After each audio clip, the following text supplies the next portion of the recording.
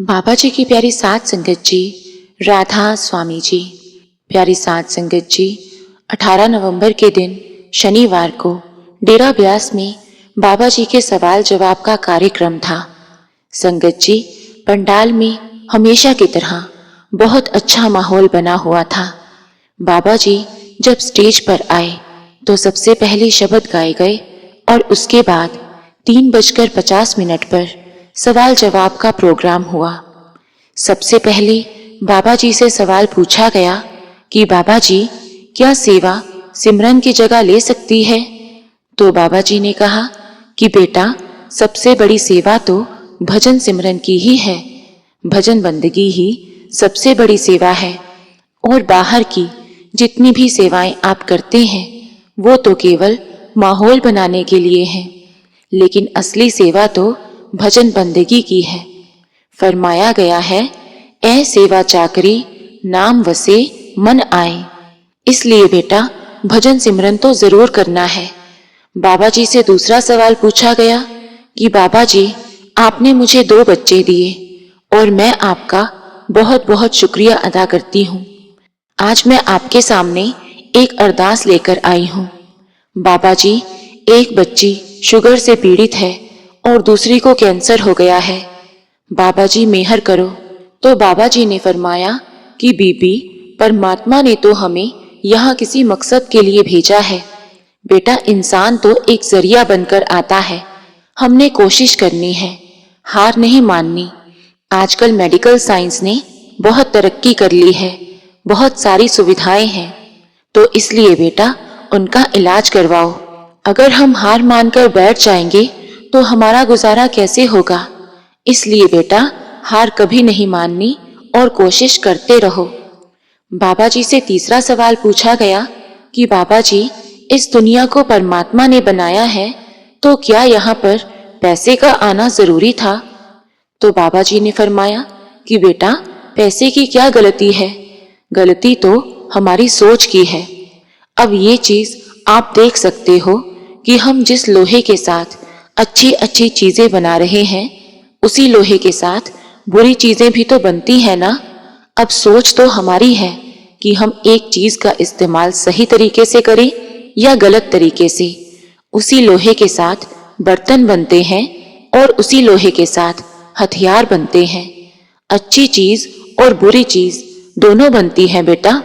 सो फर्क तो हमारी सोच में है, पैसा बुरा नहीं है। अब उन्होंने अगला सवाल किया कि बाबा जी, कुछ लोग तो पैसे के पीछे मालिक को भी भूल जाते हैं। तो बाबा जी कहते हैं कि बेटा, ये तो अहंकार के कारण होता है, लेकिन हमारे साथ कुछ नहीं जाने वाला। जाएगी तो सिर्फ नाम की कमाई, जो भजन सिमरन हमने किया होगा, और बाकी कुछ भी साथ नहीं जाएगा। अगला सवाल बाबा जी से पूछा गया कि बाबा जी, अगर कोई हमारे साथ कुछ गलत बोलता है तो उसके प्रति हमारे मन से बहुत सारी गलत बातें निकलती हैं, बहुत गालियां बोली जाती हैं, तो बाबा जी, क्या ये सोचने से भी कर्म बनते हैं?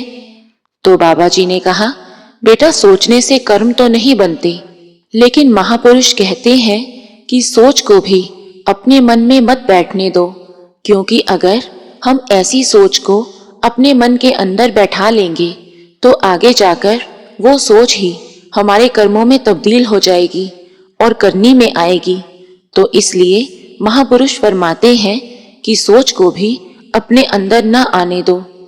तो संगत जी, अगला सवाल जो बाबा जी से पूछा गया वो ये था कि बाबा जी, हम लड़कियों को सेवा पर क्यों नहीं आने दिया जाता? तो बाबा जी ने कहा कि बेटियां तो हमारी इज्जत है और हम नहीं चाहते कि दुर्भाग्य से कोई ऐसी घटना हो जाए और बाद में हमें उस पर पछताना पड़े। तो इसलिए बेटा, सेवा के लिए तो पूरी उम्र पड़ी है। सेवा तो आप बाद में भी कर सकते हैं, लेकिन अभी नहीं। अगला सवाल एक लड़के ने पूछा कि बाबा जी, मैं अपने दोस्त के घर गया था और वहां मैंने उसकी माला देखी और मुझे वो माला बहुत सुंदर लगी, तो मैंने उससे वो माला मांगी, लेकिन उसने मुझे वो माला नहीं दी। तो बाबा जी, ऐसे ही जब आप आए थे तो मुझे आपके बूट बड़े पसंद आए थे। उसके ऊपर जो सफेद पट्टी लगी थी वो मुझे बहुत अच्छी लगी। तो बाबा जी ने थोड़ा मजाक करते हुए उस बच्चे से कहा कि बेटा, अगर कल को तुझे अपने दोस्त की बीवी पसंद आ जाए तो सारी संगत जोर जोर से हंसने लगी। फिर उस लड़के ने दोबारा कहा कि नहीं बाबा जी, मुझे आपके बूट सच में बहुत अच्छे लगे। तो फिर बाबा जी ने कहा कि अगर कल को मेरा पजामा तुझे पसंद आ जाए फिर? तो बाबा जी का ये जवाब सुनकर सारी संगत बहुत जोर जोर से हंसने लगी। तो संगत जी, बाबा जी से अगला सवाल पूछा गया कि बाबा जी, आपने मुझे आर्मी में सेवा दी है, तो मैं और मेरी पत्नी हमेशा यही सोचते थे कि जब बाबा जी हमारे यहाँ पर आएंगे तो हम बाबा जी को यहाँ घुमाएंगे, वहाँ घुमाएंगे। तो बाबा जी, तब मैं ऐसा सोचता था, लेकिन बाबा जी जहाँ पर मैं रहता था वहाँ पर बहुत ज्यादा गोलीबारी हुई और मेरे कमरे में भी बहुत ज्यादा फायरिंग हुई। तो बाबा जी, उस फायरिंग के बीच में आपने ही मुझे बचाया। इसके लिए मैं आपको बहुत बहुत शुक्रिया करता हूँ। फिर बाबा जी ने उसे कहा कि बेटा, ये तो आपका विश्वास है। फिर बाबा जी फरमाने लगे कि जाको राखे साइयां, मार सके ना कोई। मालिक ने जिसको रखना है उसको रख ही लेना है, और जिसको लेकर जाना है तो वो जरूर जाएगा। तो बेटा, ये तो आपका विश्वास है। तो बाबा जी से अगला सवाल पूछा गया कि बाबा जी, जीवन की सच्ची खुशी किस चीज में है? तो बाबा जी ने कहा कि असल खुशी तो बस मालिक के भाने में है।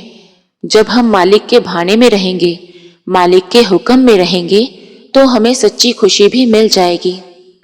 फिर अगला सवाल पूछा गया कि बाबा जी, मन को कैसे शांत किया जाए? तो बाबा जी ने कहा, बेटा, मन को गलत आदतें तो हमने ही डाली हुई हैं। हमारा मन कभी तृप्त नहीं होता। जब तक हम इसकी इच्छाएं पूरी करते जाते हैं तब तक ये तृप्त रहता है। फिर बाबा जी ने वाणी का उदाहरण देते हुए कहा, ना सुख विच गृहस्थ दे, ना सुख छट गया, सुख है विच विचार दे, संता शरण पिया। बेटा, मालिक ने हमें विवेक की ताकत दी हुई है और उस ताकत का इस्तेमाल करते हुए हमें विचार करना है कि मन को हमने गलत आदत डालनी है या फिर अच्छी आदतें डालनी है। अगला सवाल पूछा गया कि बाबा जी, मैं तो सिर्फ कृपा मांगने आया हूँ, मेरा कोई सवाल नहीं है। तो बाबा जी ने कहा, बेटा, मालिक ने तो बहुत कृपा की हुई है। देंदा दे लेंदे थक पाए, जुगा जुगंतर खाए खाए। इसलिए बेटा, हमने तो बस कदर करनी है। मालिक ने हमें बहुत कुछ दिया है, जो हमारे पास है हमें उसकी तो कदर करनी चाहिए, नहीं तो वो भी हम गवा कर बैठ जाएंगे। बाबा जी से अगला सवाल पूछा गया, बाबा जी, क्या पंडितों के चक्कर में हमें पढ़ना चाहिए? तो बाबा जी ने कहा कि बेटा, मालिक एक है, सब रास्ते एक ही जगह पर लेकर जाते हैं। ये बात अलग है कि वो बाहर मुखी साधना के साथ जोड़ते हैं, पर उसका भी एक मकसद है। लेकिन बेटा, विचार हमें करना चाहिए कि जो भी मिलेगा हमें अंदर से मिलेगा, बाहर से कुछ नहीं मिलने वाला। फिर अगला सवाल बाबा जी से किया गया कि बाबा जी, मैं आपके साथ रहना चाहता हूँ। तो बाबा जी ने कहा कि बेटा, मेरे साथ रहना इतना आसान नहीं है। फिर उस लड़के ने कहा कि बाबा जी नहीं, मैं तो आपके साथ ही रहना चाहता हूँ। तो बाबा जी ने कहा, बेटा, जो मेरे साथ रहते हैं एक बार उनसे पूछकर देख ले। ये कहते हुए बाबा जी हंसने लग गए।